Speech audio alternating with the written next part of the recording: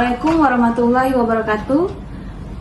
Perkenalkan, nama saya Suti Karini, SPMSC. Saya adalah dosen dari program studi Agroteknologi Fakultas Pertanian Universitas Pancabakti Pontianak. Riwayat pendidikan saya adalah S1 program studi Agronomi Fakultas Pertanian Universitas Tanjung Pura. S2 pada program studi Ilmu dan Teknologi Pangan Fakultas Teknologi Pertanian Universitas Gadjah Mada. Tujuan pembuatan video ini adalah dalam rangka pernyataan diri dosen dalam unjuk kerja Tridharma Perguruan Tinggi dalam bidang pengajaran sertifikasi dosen SMART 2023. Pada kesempatan ini saya akan memaparkan salah satu mata kuliah yang saya ampu, yaitu mata kuliah Teknologi Pasca Panen dengan bobot 3 SKS yang terdiri dari 2 SKS teori dan 1 SKS praktikum. Mata kuliah ini terdapat pada semester 6. Pada kesempatan ini saya akan memaparkan beberapa hal. Yang pertama yaitu deskripsi mata kuliah, yang kedua capaian pembelajaran mata kuliah, yang ketiga materi pembelajaran, yang keempat bentuk dan metode pembelajaran, yang kelima adalah sistem penilaian. Deskripsi mata kuliah ini adalah membahas tentang karakteristik hasil panen, faktor-faktor prapanen yang mempengaruhi kualitas hasil, proses fisiologi dan pengendalian pematangan hasil pertanian, macam-macam kerusakan, pengemasan, penyimpanan pasca panen, sehingga dapat memperpanjang umur simpan hasil pertanian dan dapat mempertahankan kualitas hasil pertanian. Capaian pembelajaran mata kuliah ini yang pertama adalah agar mahasiswa mampu menjelaskan ruang lingkup panen dan pasca panen serta peranannya dalam pertanian. Yang kedua, mahasiswa mampu menjelaskan karakteristik panen serta proses fisiologi yang terjadi dalam produk pertanian. Yang ketiga, mahasiswa mampu mengidentifikasi berbagai kerusakan yang terjadi dalam penanganan pasca panen.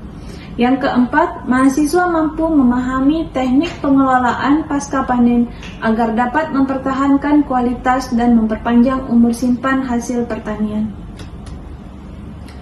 Materi pembelajaran ini terdiri dari yang pertama adalah kontrak kuliah dan pengantar mata kuliah, yang kedua sifat dan komposisi hasil tanaman pertanian, yang ketiga adalah faktor prapanen yang mempengaruhi mutu hasil pertanian, yang keempat panen, yang kelima aspek penanganan pasca panen hasil pertanian, yang keenam respirasi hasil pertanian, yang ketujuh adalah etilen. Kedelapan adalah ujian tengah semester, kesembilan aspirasi, yang kesepuluh pematangan dan penuaan, ke-11 pengelolaan hasil pertanian, 12 pengemasan dan pengangkutan, ke-13 penyimpanan hasil pertanian, ke-14 kerusakan hasil pertanian, 15 manajemen mutu dan keamanan pangan, dan yang ke-16 adalah ujian akhir semester. Bentuk pembelajaran terdiri menjadi dua, yang pertama adalah teori dan yang kedua adalah praktikum. Teori dilakukan dengan metode ceramah dan diskusi, sedangkan pada praktikum dilakukan dengan kelompok kerja dan diskusi. Aplikasi penunjang dalam pembelajaran ini adalah yang pertama adalah WhatsApp, ini untuk mempermudah komunikasi, dan yang kedua adalah Google Meet atau Zoom Meeting untuk pembelajaran virtual, yang ketiga Google Classroom untuk pengumpulan tugas, yang keempat Siakat untuk absensi dan nilai akhir pembelajaran. Evaluasi pembelajaran dalam sistem penilaian ini mengacu pada peraturan akademik universitas.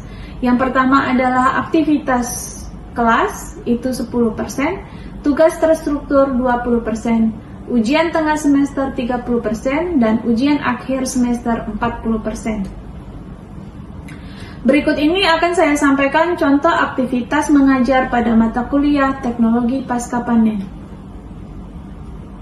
Waalaikumsalam warahmatullahi wabarakatuh. Selamat siang. Siang Bu. Semangat pagi. Selalu semangat pagi. Masih semangat enggak? Masih. Siang Bu. Oke ya. Jadi sebelum kita memulai perkuliahan ini, kita berdoa menurut agama dan kepercayaan kita masing-masing. Berdoa, mulai.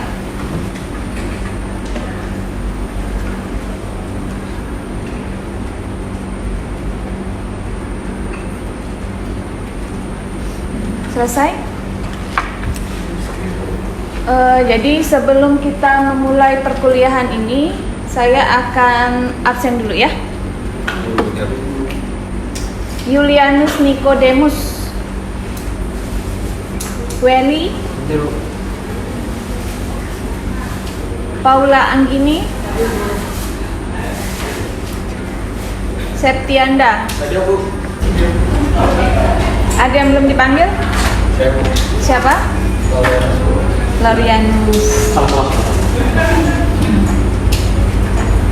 Lorianus Engsin ya. Oke, hari ini kita akan mempelajari tentang respirasi fisiologi hasil tanaman pertanian. Nah, sebelum kita melanjutkan materi ini, saya akan menanyakan tentang materi yang minggu lalu. Ya, masih ada yang ingat minggu lalu?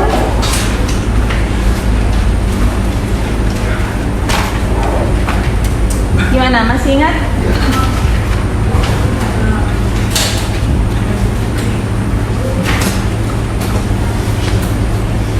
Oke, kalau tidak ingat saya yang mengingatkan ya. Nah, pasca panen, kenapa perlu kita mengetahui teknologi pasca panen?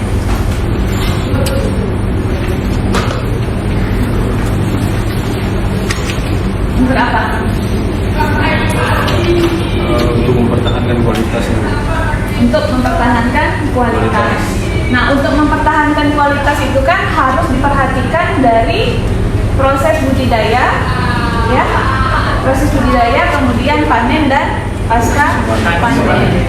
Nah, kalau kita hubungkan dengan materi kita hari ini tentang respirasi, kenapa respirasi perlu kita pelajari pada hari ini? Karena respirasi berpengaruh terhadap lajunya proses pembusukan buah. Nah, dia akan mempengaruhi proses pembusukan buah. Jadi semakin cepat respirasi, maka pembusukan juga akan semakin cepat. Seperti itu ya. Nah, sebelum kita lanjut, saya akan membacakan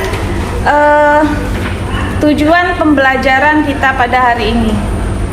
Jadi yang pertama itu adalah mahasiswa dapat menjelaskan dan menguraikan definisi, proses respirasi, dan faktor yang mempengaruhi respirasi. Kemudian yang kedua, mahasiswa dapat mendefinisikan respirasi klimaterik dan non-klimaterik. Kemudian yang ketiga, mahasiswa dapat mengetahui perbedaan buah klimaterik dan buah non-klimaterik. Kemudian yang keempat, mahasiswa dapat mengetahui faktor yang mempengaruhi klimaterik dan non-klimaterik. Nah, untuk tujuan yang pertama, kalian harus tahu tentang definisi respirasi. Nah, sebelum saya jelaskan, kira-kira apa definisi dari respirasi? Di sini respirasi adalah proses biologis di mana oksigen diserap untuk digunakan pada proses pembakaran dan yang menghasilkan energi dan diikuti pengeluaran sisa pembakaran dalam bentuk CO2 dan air. CO2 dan air. CO2 itu apa? Karbon dioksida. Jadi secara sederhana kita bisa katakan bahwa respirasi itu adalah pemecahan dari karbohidrat dibantu dengan oksigen, kemudian menghasilkan CO2, uap air, dan energi. Ya, kalau karbohidrat rumus kimianya gimana? C6 H12 O6 plus O2. Jadi kalau respirasi itu yang dibutuhkan adalah O2. O2, bukan CO2 ya. Nah, maka yang dihasilkan adalah CO2 Terus plus H2O H2O plus energi. plus energi. Nah, energi ini nanti menghasilkan apa? panas. Menghasilkan panas.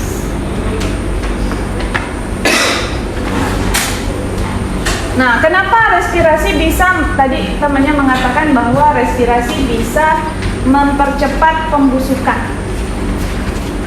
Kenapa?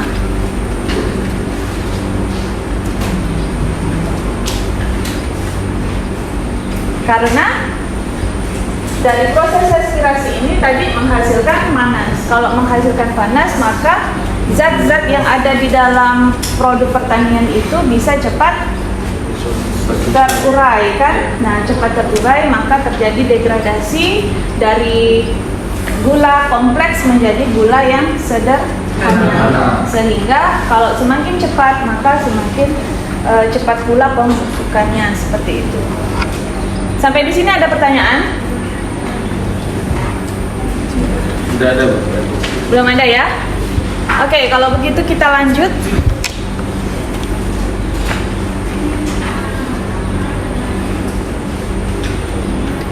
Ada faktor-faktor yang mempengaruhi respirasi.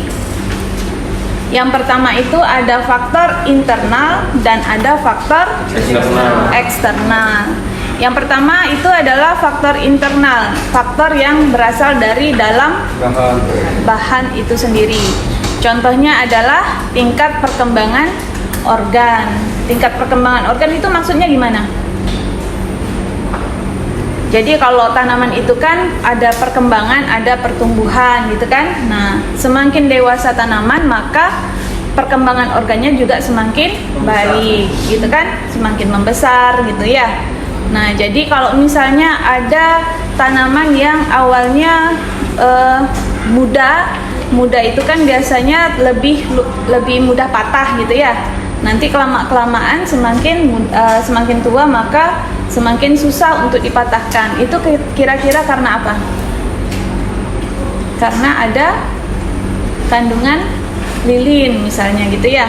Kayak misalnya kalian beli pakis ya, kan? Pakis kalau misalnya waktu muda kan mudah kan dipatahkan kan? Nah, tapi kalau misalnya sudah kelamaan maka akan semakin susah, kan? Nah, itu tingkat perkembangan organ. Kemudian komposisi kimia jaringan. Nah, tadi kalau misalnya patinya banyak, maka gula-gula sederhananya nanti akan semakin banyak juga. Kemudian ukuran produk. Nah, ukuran produk juga akan mempengaruhi proses respirasi. Nah, kalau misalnya ada kentang yang besar dengan kentang yang kecil, yang mana yang lebih cepat respirasinya? Laju respirasinya? Yang besar. Yang besar apa yang kecil? Yang kecil. Kenapa yang kecil? Karena tidak namanya Luas permukaan lebih besar. nah, karena luas permukaannya lebih luas atau lebih besar ya. Habis itu yang kedua adalah faktor eksternal atau faktor dari luar atau dari lingkungan sekitar bahan atau produk pertanian tadi. Contohnya apa? Faktor eksternal.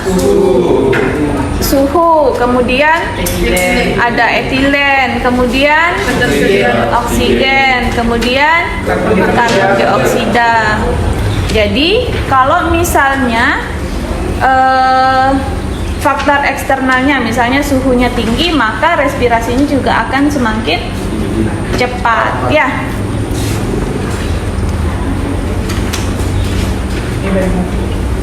Ya, mau ada pertanyaan? Ada pertanyaan, Bu. Ya. Tapi kenapa pada kentang itu apabila suhunya semakin dingin respirasinya semakin tinggi? Di bagian paragraf ketiga. Itu 4, Bu. Yang mana? Di halaman 32. Pengaruh suhu juga berpengaruh pada keseimbangan antara pati dan gula. Bila kentang didinginkan sampai suhu pembekuan, bagian dari patinya akan berubah menjadi gula. Di bawah kondisi tersebut, kecepatan respirasi akan meningkat. Jadi ada memang bahan-bahan produk pertanian yang bisa disimpan pada suhu rendah, ada yang sangat rendah ataupun dengan suhu ruang seperti itu. Nah, pada kentang ini dia tidak bisa disimpan dalam suhu yang sangat rendah atau dekat dengan titik beku gitu ya. Nah, jadi kalau misalnya kentang itu disimpan pada suhu yang sangat rendah, maka jaringan-jaringan yang ada di dalamnya itu malah akan rusak gitu, sehingga berpengaruh juga terhadap proses respirasi.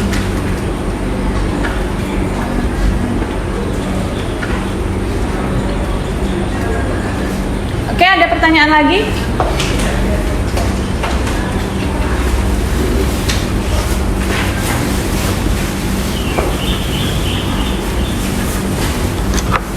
Nah, tadi kita sudah mempelajari tentang definisi dari respirasi, kemudian ada faktor eksternal dan faktor internal yang mempengaruhi laju respirasi. Nah, kemudian menurut Biale dalam Nurlela itu akan mengklasifikasikan buah itu menjadi dua kelas. Ada respirasi klimaterik dan ada respirasi non klimaterik. Jadi non klimaterik adalah buah apa? Buah yang menunjukkan tidak adanya kenaikan laju respirasi. Sedangkan klimaterik adalah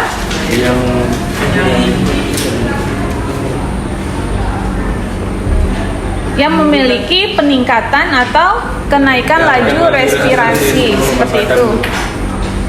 Jadi yang membedakan antara klimaterik dan non klimaterik itu adalah tingkat lonjakan respirasinya ya. Nah, bisa dilihat pada gambar di sini.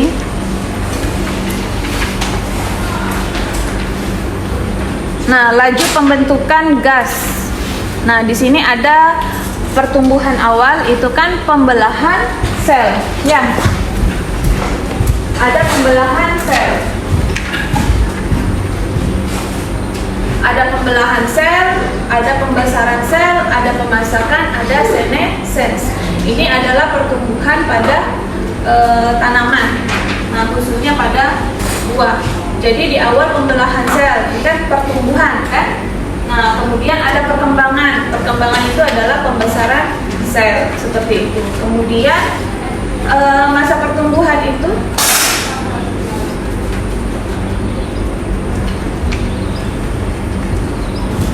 Nah, masa pertumbuhan itu tadi dari pembelahan sel sampailah ke pembesaran sel. Kemudian perkembangan itu ada dari pembesaran sel sampai pemasakan. Kalau senesens, tahu nggak arti senesens apa? Senesens adalah suatu tahap normal senesens atau kelayuan, Bu. Ya, senesens atau kelayuan. Jadi kalau senesens itu lebih cenderung lari ke arah pembusukan. Nah, jadi kalau di awal ada pembelahan sel, kemudian ada pembesaran sel, ada pemasakan dan ada senesens. Nah, senesens ini biasanya sudah kualitasnya sudah tidak baik lagi. Nah, perbedaan antara respirasi klimaterik dan non klimaterik itu ada di grafik ini. Nah ya, ini yang klimaterik ini terjadi lonjakan pada proses pemasakan di sini. Terjadi proses penanjakan atau dikatakan proses tingkat respirasinya itu naik secara mendadak. Nah, sedangkan tadi pada non klimaterik itu makin ke bawah respirasinya. Jadi tidak ada tidak ada kenaikan laju respirasi seperti itu. Paham?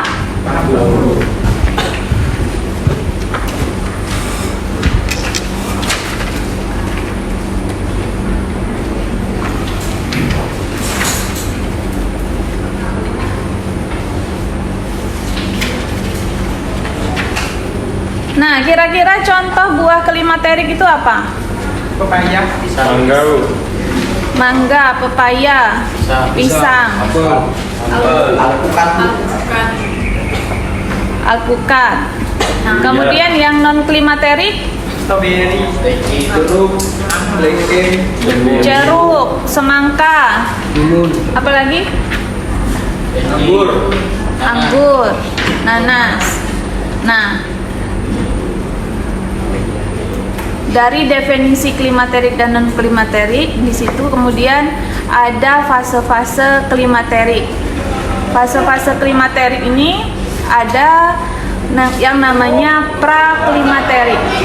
Nah, praklimaterik itu ada di sini, yang paling bawah. Jadi baru akan muncul klimaterik. Jadi sebelum klimaterik itu ada praklimaterik. Praklimaterik berarti sebelum. Pra artinya sebelum. Kemudian ada namanya peningkatan klimaterik. Ini ada di 2. Kemudian ada puncak klimaterik, itu ada di 3. Kemudian yang keempat itu adalah pasca klimaterik. Jadi setelah puncak dia kemudian turun lagi gitu. Jadi kalau misalnya yang buah klimaterik itu misalnya ditambah etilen lagi, tapi dia sudah melewati masa puncak, dia tidak akan bertambah lagi masa respirasinya.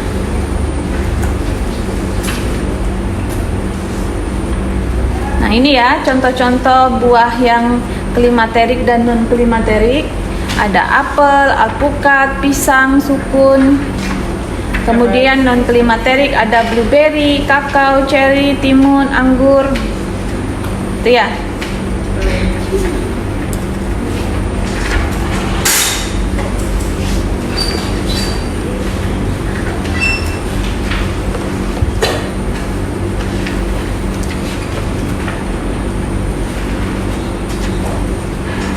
Nah, kira-kira kalau kalian lihat grafik ini, apa yang terbayang di benak kalian? Ada klimaterik, PS non klimaterik. Nah, kira-kira ada nggak yang bisa membacakan maksud dari grafik ini?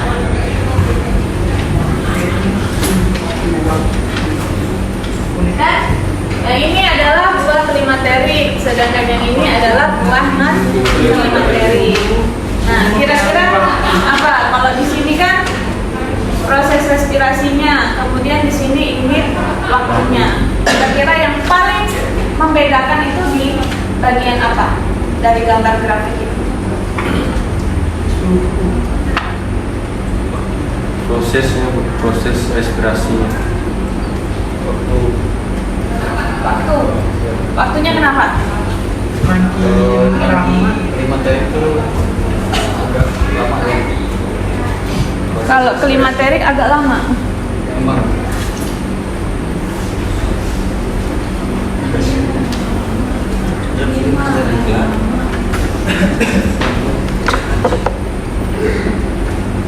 Semakin rendah respirasinya semakin tinggi. Kalau untuk ya kan, ini kan apa nih tadi? Respirasi. Nah, ya saya gambarkan ya. Kalau misalnya itu ada di dalam. Semakin meningkat. Di sini laju respirasi ya.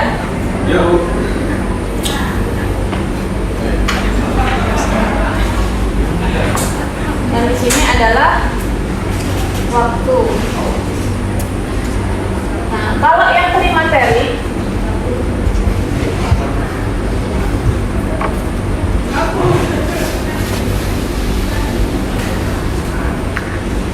ini klimaterik.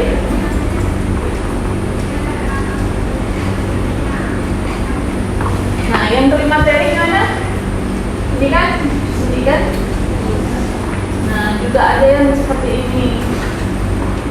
juga ada yang seperti ini. Itu kan? Nah, sedangkan yang non klimaterik itu di sini respirasinya. Di sini waktunya. Dia langsung ke ini ya. Kenapa tuh kira-kira? Karena pada buah klimaterik itu tidak terjadi peningkatan respirasi, sementara pada buah klimaterik itu terjadi peningkatan respirasi. Iya.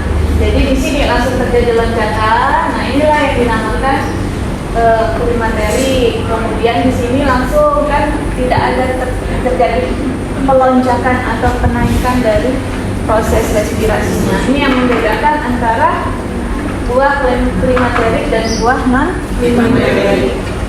Oke, sampai di sini ada pertanyaan?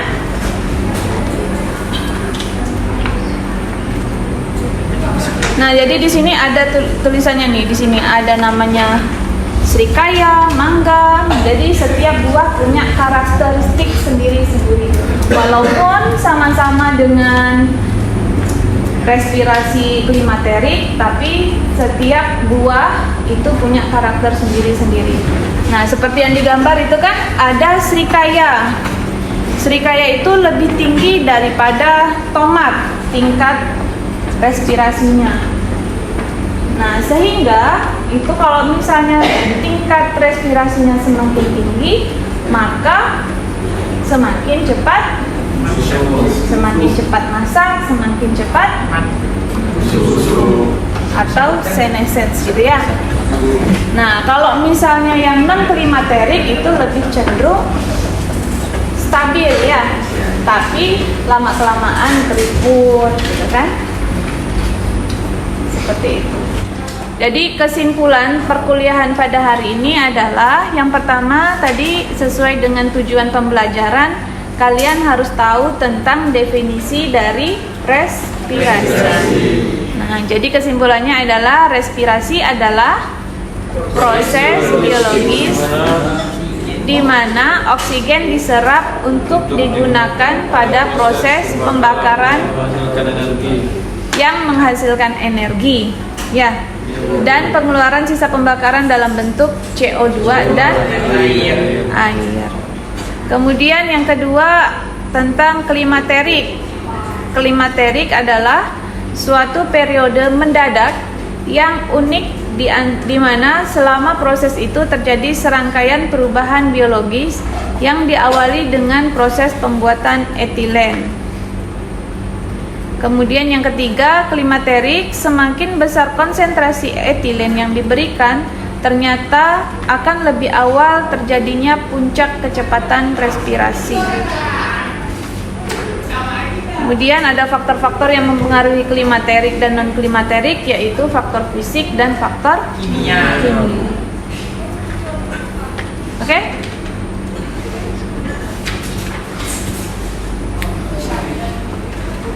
Jadi itu adalah materi pada hari ini. Nah, untuk selanjutnya saya akan memberikan tugas, karena kan kita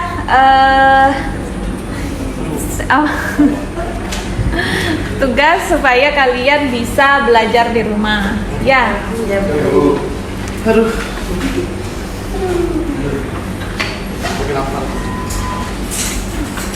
Tugasnya adalah kalian mencari jurnal tentang respirasi pada buah-buahan. Nah, kemudian nanti kalian bahas. Nah, nanti kita akan presentasikan di depan kelas. Ya. Jadi tugasnya per kelompok, 3 orang satu kelompok. Demikian video pernyataan diri dosen dalam unjuk kerja Tridharma Perguruan Tinggi dalam bidang pengajaran sertifikasi dosen SMART 2023. Terima kasih. Assalamualaikum warahmatullahi wabarakatuh.